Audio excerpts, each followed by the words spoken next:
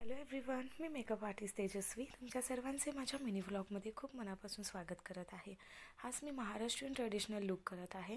तर मी सर्वात आधी लेन्स अप्लाय करून घेतले, त्यानंतरून स्किनचं प्रिपरेशन करून घेतलं आणि प्रॉपरली CTMची प्रोसेस करून घेतली. त्यानंतरून स्किनवरती जिथे जिथे पिगमेंटेशन्स होते, डार्क सर्कल्स होते, तिथे मी 2 शेड डार्क करेक्टर यूज करून तिथे करेक्शन करून घेतलं. प्रॉपरली मी ब्लेंड करून घेतलं त्याला आणि न्यूट्रलायझिंग करून पुन्हा मी ब्लेंड केलं आणि स्किन टोनला सुटेबल होईल असं फाउंडेशन मी यूज केलेलं आहे आणि तेही प्रॉपरली ब्लेंड करून घेतला. आणि त्यानंतरून मी लगेच आय मेकअप केला आणि आय मेकअप झाल्यावरती मी फेसला थोडंसं एन्हान्स करण्यासाठी, थोडंसं शेप येण्यासाठी मी नोज आणि जिथे गरज आहे तिथे कॉन्टरिंग केलं, कन्सिलिंग आणि ब्लश वगैरे करून घेतलं आणि तेही प्रॉपरली एन्हान्स झाल्यावरती मी सेटिंग पावडर्सनी त्याला सेट केलं.